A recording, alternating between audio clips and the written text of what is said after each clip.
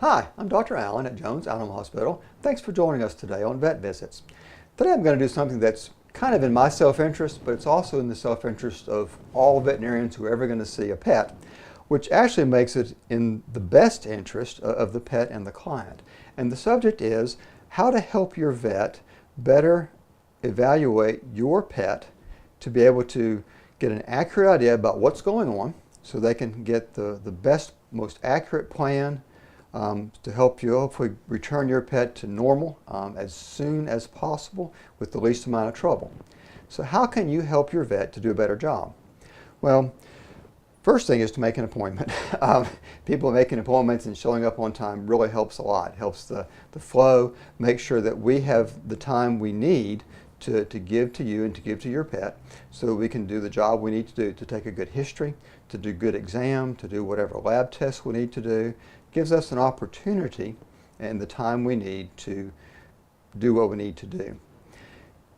Know about your pet. And that may sound odd to know about your pet, but occasionally, the daughter's boyfriend's sister is who brings the dog in, and they don't know anything.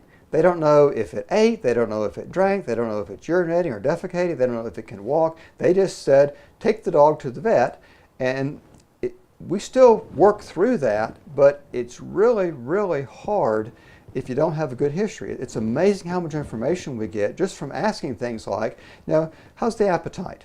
Any change in bowel habits or urinary habits? How's the pet getting along? Can it still jump up on the bed? Can it jump up in the car? Is it doing the things it normally does? Is it doing anything out of the ordinary? Is it sleeping more? Is it sleeping less? Is it acting like it's hypervigilant when people come in? Is it ignoring people when they come in?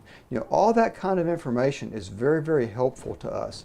So if you can't come in yourself, if the pet's primary caregiver can't be the one who comes in, kind of anticipate those sort of questions and write us a little note. I really appreciate when somebody comes in who doesn't know anything. And it's not that they're ignorant, they're not familiar with the pet, but they bring a letter. I said, this is fantastic, and I've gotten some really nice notes from clients that itemize all these things out. So that gives me a much better idea about how the pet is doing. Take pictures. Everybody has a cell phone in their pocket. Everybody takes pictures all the time with their cell phone. Take pictures of the pet. If the pet's having an abnormal bowel movement, take a picture of it. That's not weird. We love to see pictures of abnormal bowel movements because a picture really is worth 1,000 words. If you come in and describe to me what the dog's doing, how it's posturing, what the bowel movement looks like and stuff, that description is going through your filters and then it's going through my filters before I kind of get a mental image of what you're describing. Whereas if you bring me a video of how the dog is straining to have bowel movement or straining to urinate, and then on that video I can see the urine stream, or I can see what the urine looks like, or I can see what the stool looks like, it really helps a tremendous amount for me to know where to look and where to start on this evaluation. If your dog's doing something weird, if it's having a seizure, if it's having a weird breathing episode, if it's coughing or sneezing, video it. I love it when clients they trot out their phone and say, hey, watch this video. I say, great, you videoed it. And I see a video of exactly what the dog is doing. They'll never do it here in the practice. You sit on the exam table, they're all stressed out and they're just sitting there. They're not doing the coughing or the sneezing or the weird posturing. But if you've got a video from home that really facilitates my evaluation and helps me to know where to start, and knowing where to start often makes the trip much shorter and for you less expensive, not having to sort through as many things on what the dog's doing. Have an idea how much the dog's eating. Know what you're feeding your dog.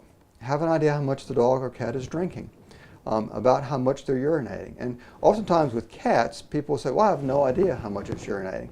Well, then my question is, well, is the litter box heavier than usual? Are you having to change it any more often than you used to? And they go, oh yeah. We used to we could change it every other day. Now I'm having to change it twice a day. Well, having somebody who knows about that kind of thing really helps a lot when we're trying to kind of sort through and figure out what's going on.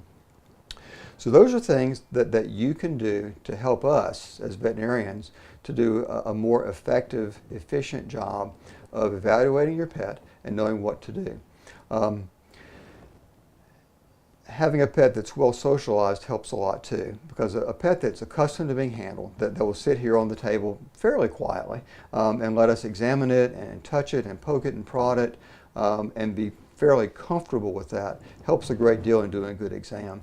Yes, we do exams on animals that are trying to kill us, but it's much harder to do a good job. And kind of on that side, if you do have an animal that gets very stressed out when it comes to the veterinarian, anything short of an emergency, if you can call your veterinarian, say, hey, I've got to bring Killer in tomorrow. You know, the last time Killer came in, it was a terrible experience for Killer. It was a terrible experience for us as clients. It was a terrible experience for you and your staff. Is there anything we can do to make that better? Your veterinarian will very emphatically say, yes, we can make that better. I'm going to send some medicine home with you that you can start tonight or today and give it a couple of doses today, give another dose tomorrow morning, an hour or two before the appointment. And then when you bring Killer in, Killer is going to be just chill. And imagine what a better experience that is for your dog, what a better experience it is for you. And we can do a much better, more effective job to examine your pet and get to the root of what's going on if we can get our hands on them and do a very much better job. And again, think about the pet. It's incredibly bad experience when they're frightened of everything. They think everybody's out to get them. They're defensive and anxious and stressed. And they're not biting usually because they're mean or aggressive. Most of the time they're biting because they're frightened and anxious. And if we can, smooth that out with medication, why in the world would we not do that? And just makes for a better experience for everybody.